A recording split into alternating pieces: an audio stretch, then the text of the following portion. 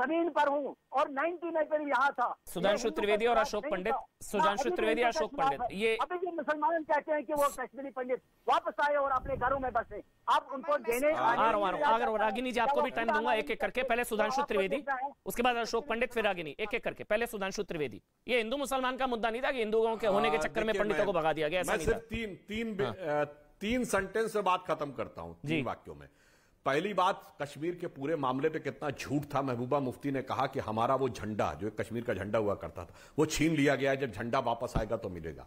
मैं चैलेंज करके कहता हूं, एक आंदोलन दिखाइए जिसमें कश्मीर का वो झंडा कभी रहता हो। झंडा सिर्फ ISIS का दिखता था, झंडा सिर्फ पाकिस्तान का दिखता था, तेरा मेरा नाता क्या, ला इलाहा इल्लल्लाह दिखता था, इसका कश्मीरियत से क्या लेना देना था। तो पहला तो फैक्ट ये था। मैं फिर चुनौती से कह रहा हूं, एक कोई आंदोलन दिखाइएगा जिसमें कश्मीर का झंडा हो, ISIS के 50 हो। अब आइए, केरल में कांग्रेस ने क्यों ट्वीट किया, अभी रागिनी जी बोल रही थी। अरे बहुत अच्छा आपने नरसंहार का याद दिलाया।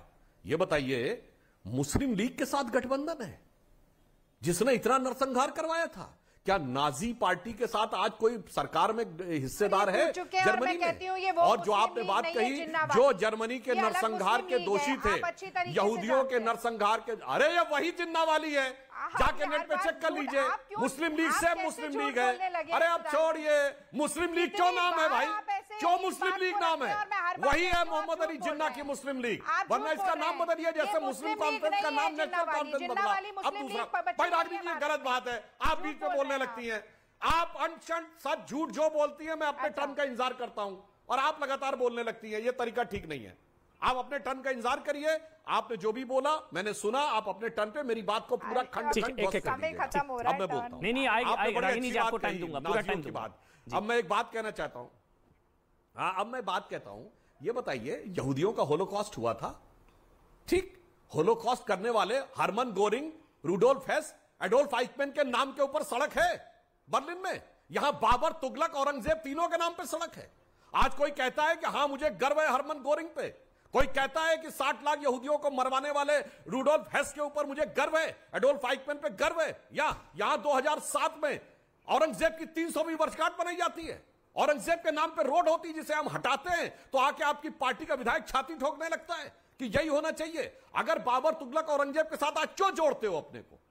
जब तक जोड़ेंगे तब तक आप कहते हैं आरोप हम पे लगाते हैं, हम विभाजन कर रहे हैं। आज जर्मनी में कोई गोरिंग, हेस, हिटलर इनके साथ, आइचमैन के साथ अपने को नहीं जोड़ता, पर अफसोस यहां जोड़ते भी हैं, किताबों में भी लिखते थे और महान भी दिखाते थे और रोड का नाम भी लिखते थे। इसलिए यहां समस्या है। रागिनी जी आपको समझना चाहिए, जर्मनी से आपने तुलना की उसका मैंने उत्तर बताया। ठीक, अब आप बोलिए रागिनी और उसके बाद अशोक पंडित। कोई बीच में नहीं बोलेगा। अशोक पंडित आपके पास आऊंगा, पहले रागिनी जी। देखिए सुधांशु जी, अब कंपटीशन इतना ज्यादा हो गया है कि और प्रवक्ताओं की तुलना में सुधांशु जी को झूठ बोलना पड़ रहा है। इंडियन यूनियन मुस्लिम लीग का जिन्ना की मुस्लिम लीग से कोई लेना देना नहीं है।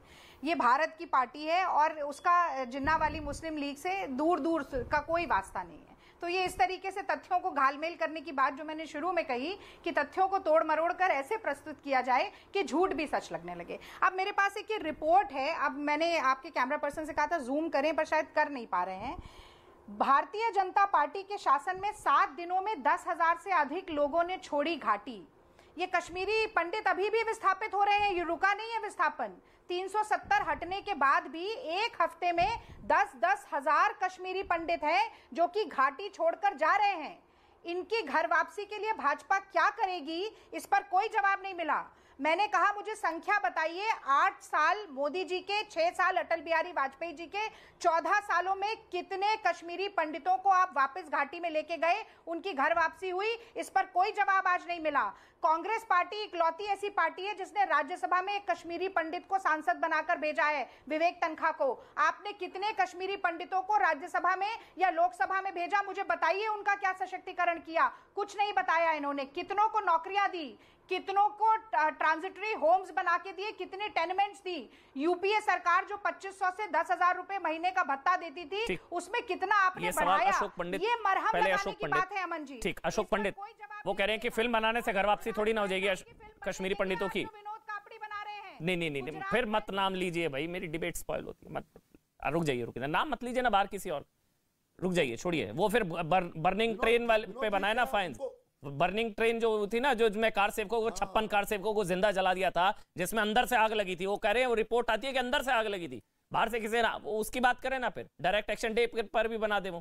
खैर छोड़िए ना रागिनी जी, एक एक करके बोलते हैं। जी जी हाँ वही मैं कह रहा हूँ। जी जी हाँ, वो 56 कार सेवकों को जलाया था ना, उस पर बनाकर दिखा दें वो एक बार। खैर बोलिए आप अशोक पंडित।